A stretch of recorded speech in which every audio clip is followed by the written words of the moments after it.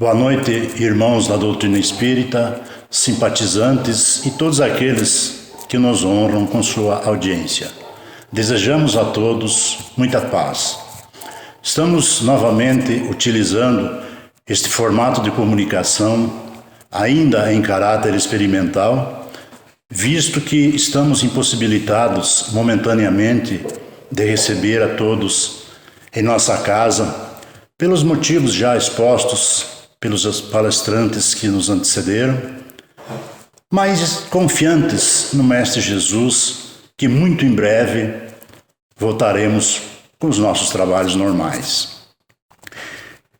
Que Deus, nosso Pai amado, e nosso irmão maior e Mestre Jesus, nos ajude a conduzir com humildade e simplicidade o tema da nossa conversa de hoje, o orgulho e a humildade, que está inserido no capítulo 7 do Evangelho segundo o Espiritismo.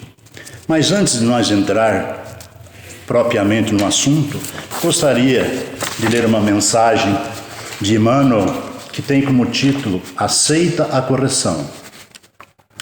É na verdade toda correção no presente não parece ser do gozo senão da tristeza, mas depois produz um fruto pacífico de justiça nos exercitados por ela. Paulo aos Hebreus, no capítulo 12, versículo 11. A terra, sob a pressão do arado, rasga-se e dilacera-se. No entanto, a breve tempo, de suas leiras retificadas, brotam flores e frutos deliciosos. A árvore em regime de poda perde vastas reservas de seiva, desnutrindo-se e afeando-se, todavia, em semanas rápidas, cobre-se de nova robustez, habilitando-se a beleza e a fartura. A água humilde abandona o aconchego da fonte, sofre os impositivos do movimento, alcança o grande rio e depois partilha a grandeza do mar. Qual ocorre na esfera simples da natureza, acontece no reino complexo da alma. A corrigenda é sempre rude, desagradável, amargurosa, mas naqueles que lhe aceitam a luz, resulta sempre em frutos abençoados de experiência, conhecimento, compreensão e justiça. A terra, a árvore e a água suportam-na através de constrangimento, mas o homem, campeão da inteligência no planeta, é livre para recebê-la e ambientá-la no próprio coração. O problema da felicidade pessoal, por isso mesmo, nunca será resolvido pela fuga ao processo reparador. Exterioriza-se a correção celeste em todos os ângulos da terra. Raros, contudo, lhe aceitam a bênção, porque semelhante dádiva, na maior parte das vezes, não chega envolvida em arminho e, quando levada aos lábios, não se assemelha a saboroso confeito. Surge revestida de acúlios ou misturada de fel, à guisa de remédio curativo e salutar. Não percas, portanto, a tua preciosa oportunidade de aperfeiçoamento. A dor e o obstáculo, o trabalho e a luta são recursos de sublimação que nos compete aproveitar. Voltando ao nosso assunto, que está no capítulo 7, Bem-aventurados os pobres de espírito, nós vamos conversar um pouco no item 11, que fala sobre o orgulho e a humildade. Orgulho, definição da doutrina espírita, é a imperfeição espiritual que demonstra a ausência de humildade. Orgulho se contrapõe à humildade. Concluímos que o orgulho é um exagero de autovalorização como sendo uma opinião a nosso próprio respeito que não se iguala à nossa realidade interior. O Mestre Jesus sempre ensinou a seus apóstolos, dando como exemplo a natureza e demonstrando, através dela, que as leis de Deus são perfeitas no mundo natural, Nada está fora do lugar na natureza. Nada é falseado no cumprimento das leis de Deus no mundo natural. Com a doutrina espírita, aprendemos que o espírito também é uma das potências da natureza e criado por Deus para agir naturalmente sob as leis divinas. É nosso dever de caridade lembrarmos aos apaixonados pelo orgulho que esse sentimento nos leva a um profundo desequilíbrio dentro do universo, colocando-nos em posição desarmônica com as leis superiores. Deus age no universo por nosso intermédio. Devemos, portanto, harmonizar a nossa visão anterior com a lei de amor, que a tudo preside, e lembrarmos aos orgulhosos que ninguém piora, porque a lei é de evolução e melhoria infinitas. O Evangelho segundo o Espiritismo nos fala assim: sem a humildade, apenas vos adornais de virtudes que não possuís. Virtude, segundo Kardec, é o conjunto de todas as qualidades essenciais que constituem o homem de bem. Conclui-se que o homem de bem sabe exatamente quais são as suas dificuldades no trato das virtudes. Por isso, ele não se dá trégua no aprimoramento de si mesmo. Pergunta sempre a si mesmo se realmente cumpriu com as atitudes necessárias à prática do bem junto ao seu semelhante. Sabendo que o orgulho é o adversário da humildade, quais seriam as consequências deste para o espírito? Primeiro, a vergonha moral, quando for levado a enxergar tal qual é. Segundo, descobrir que existem inteligências bem mais desenvolvidas que as suas e almas mais capazes que a dele. Em terceiro, encontrar uma lógica de raciocínio, de conduta, de postura diante da vida em criaturas que ele julgava inferiores e que demonstram uma profunda sabedoria em viver, porque compreende, sente e cumpre a lei de Deus. Daí Jesus ter afirmado a Nicodemos, o doutor da lei, que Deus se revela aos simples e pequeninos que humildemente pensam nele. Nós vivemos num planeta de provas e expiações. O padrão moral das almas que aqui vivem é a imperfeição, infelizmente. Podemos comparar quando olhamos a natureza através de um vidro embaçado, não há nitidez, ou seja, não há visão perfeita. Os espíritos perfeitos olham-nos como seres divinos que estamos sendo burilados através das ações e reações no trato diário uns com os outros. Pouco a pouco vamos corrigindo a nossa visão, o nosso conceito com relação às atitudes dos nossos semelhantes. Podemos dizer mesmo que a reflexão que a doutrina espírita nos dá é que no mundo dos espíritos imperfeitos podemos esperar tudo dos nossos semelhantes, inclusive o bem. À medida em que a criatura for se conscientizando e observando o seu semelhante com outros olhares, ela não mais vai se decepcionar com as atitudes dos outros, pois compreende que ninguém pode dar o que não possui. Lembramos novamente Jesus: doces são sempre os frutos do bem e amargos os frutos do mal. Vamos, portanto, no trato diário, desenvolvendo a nossa coragem moral para aprendermos a conviver em humanidade. Existe uma maneira eficiente para controlar nosso orgulho? Primeiro, admitirmos que somos orgulhosos. Depois, então, agirmos de modo a dissolver o orgulho dentro de nós. Segundo, o dicionário da filosofia espírita, orgulho, junto com o egoísmo, é uma das causas de todos os males do coração humano, pois significa que o orgulhoso acha que todos e tudo o que lhe pertence é sempre o mais perfeito, fazendo com que se sobreponha aos demais. Observamos no Evangelho, nos sublimes ensinamentos de Jesus, a grande preocupação do Mestre, a maior de todas as virtudes, a humildade, juntamente com a caridade. São as principais e mais importantes virtudes que devemos cultivar em nossos espíritos. Como filhas do amor, caridade e humildade se constituem os únicos meios de nossa salvação.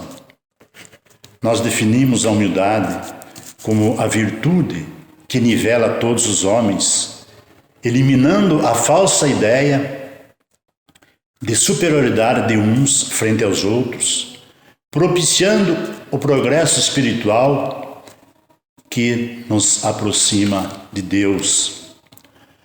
Nós não podemos ser caridosos com o próximo sem humildade, pois que esse sentimento nos diz que somos todos irmãos e devemos nos ajudar uns aos outros, para assim nos conduzirmos ao bem.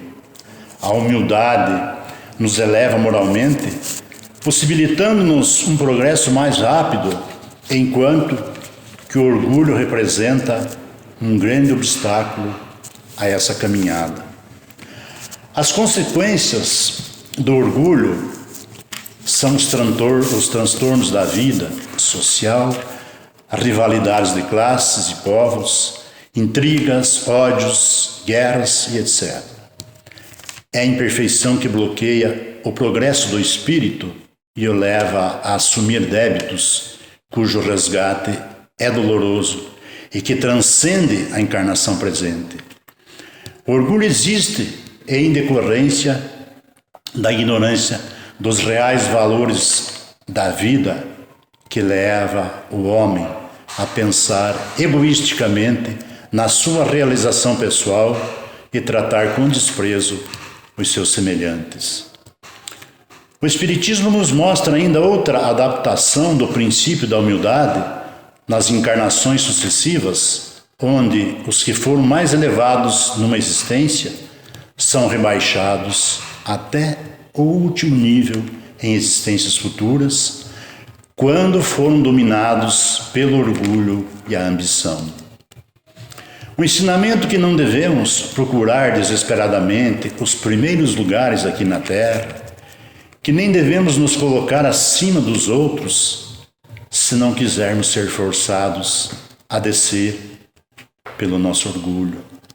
Procuremos antes ser humildes para que o Pai nos dê uma posição bem elevada nos céus.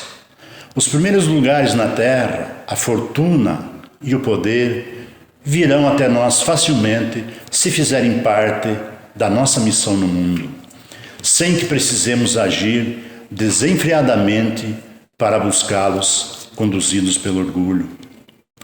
Da paixão pelos bens materiais surge quase sempre a inveja e o ciúme. E desde que esses males se implantem em nós, podemos nos considerar sem repouso e sem paz. A vida torna-se um tormento perpétuo. Os sucessos e a opulência alheia excitam cobiças no invejoso, que lhe inspira a febre abrasadora da ganância. A tarefa dos humildes é mais meritória. São estes que suportam todo o peso da civilização. É do seu trabalho que a humanidade vive e se alimenta. O pobre deve ser sagrado para todos, porque foi nessa condição que Jesus quis nascer e morrer. Quando falamos em Jesus, que é o nosso exemplo de vida, lembramos dos maiores exemplos que ele nos deu de humildade. Quando todos esperavam o Messias numa carruagem iluminada, cheio de anjos, arcanjos e serafins,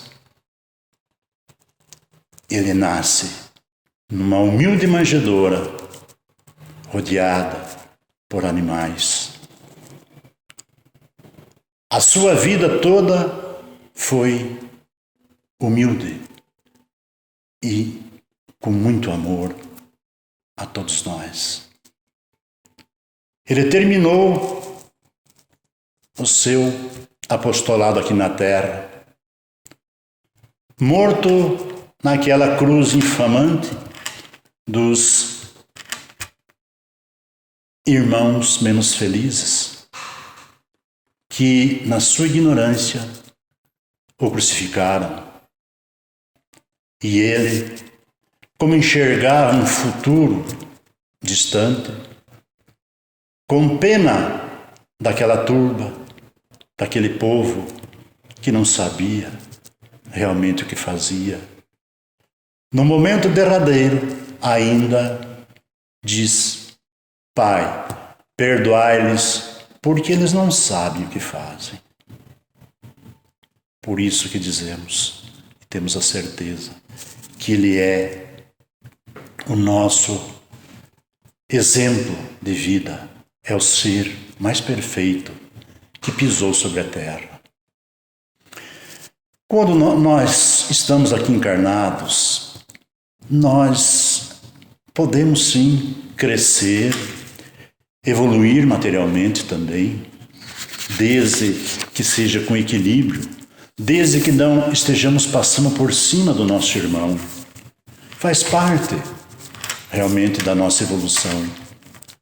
Mas, infelizmente, a nossa sociedade vive envolvida pelo desejo desenfreado do consumismo, e parece-me que sempre está faltando algo, que nunca está satisfeito com aquilo que tem.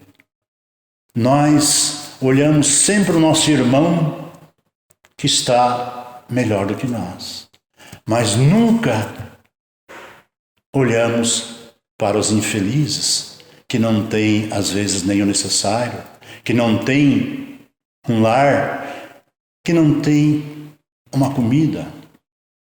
Então, devemos repensar nossas vidas. Hoje, estamos todos sofrendo com o coronavírus, mas quando nós pensamos que é um mal, vamos olhar por outro lado. Quanta coisa boa também está acontecendo. É verdade que tem muita dor, muita tristeza, muitos entes queridos indo embora, mas tudo tem um propósito. E esse propósito é Deus quem comanda. É Ele que tem o controle de tudo. Então vamos, meus irmãos, agradecer a bondade deste Pai, daquilo que Ele nos dá, do amor que Ele tem a todos nós, e que nós somos espíritos fadados a ser felizes, e vamos ser um dia, mas depende de cada um de nós, porque o aprendizado nos diz que a cada um segundo as suas obras. Nesse momento, normalmente a gente faz as irradiações e nós pedimos a você que nos ouve, a você que tem fé, não em nós, mas em Deus, em Jesus, que quiser colocar um copo com água, qualquer vasilha com água, para ser frutificada. Porque nós vamos pedir ao médico maior, que é o Mestre Jesus, para que Ele abençoe todos os lares nesse momento que nos ouvem, os nossos familiares, Mas aonde tiver um leito de dor, Mestre, seja num lar, num hospital, num asilo, aos órfãos, aos irmãos deprimidos, aos viciados, enfim, Senhor, onde estiver a dor, ampara todos os nossos irmãos. E nesse instante, rogamos, Jesus, para que magnetize a água nesse momento, transformando-a no medicamento que cada um está necessitando neste momento. Nós vamos se aproximando do fim da nossa conversa. Eu gostaria de, antes de encerrar, ler uma mensagem do Espírito Emmanuel também, que tem como título Oração Nossa. Senhor, ensina-nos a orar sem esquecer o trabalho, a dar sem olhar a quem, a servir sem perguntar até quando, a sofrer sem magoar seja quem for, a progredir sem perder a simplicidade, a semear o bem sem pensar nos resultados, a desculpar sem condições, a marchar para a frente sem contar os obstáculos, a ver sem malícia, a escutar sem corromper os assuntos, a falar sem ferir, a compreender o próximo sem exigir entendimento, a respeitar os semelhantes sem reclamar taxas de consideração, a dar o melhor de nós, além da execução do próprio dever, sem cobrar taxas de reconhecimento. Senhor, fortalece em nós a paciência para com as dificuldades dos outros, assim como precisamos da paciência dos outros para com as nossas dificuldades. Ajuda-nos para que ninguém façamos aquilo que não desejamos para nós. Auxilia-nos, sobretudo, a reconhecer que a nossa felicidade mais alta será, invariavelmente, aquela de cumprir-te os desígnios onde e como queiras, hoje, agora e sempre. Nós, ao encerrar, queremos agradecer imensamente a Deus nosso Pai por mais esta oportunidade que Ele nos dá, pelo amor que Ele tem a todos nós, seus filhos, que nós possamos fazer por merecer de chamá-lo de Pai. Vamos agradecer ao irmão maior, o amigo e mestre Jesus, pelo amparo que nos dá sempre, aquele que está pertinho de nós, principalmente nos momentos mais difíceis da nossa vida. Ele nunca nos abandona. Queremos agradecer também aos benfeitores da nossa casa, pela assistência que nos deram nesta noite, pelo amor que trabalham incansavelmente em benefício de todos. Que Deus permita possamos ter uma semana de muita paz, mas sabendo que a paz está dentro de nós e nós temos que conquistá-la. Que Jesus nos abençoe a todos. Eu desejo a todos uma boa noite.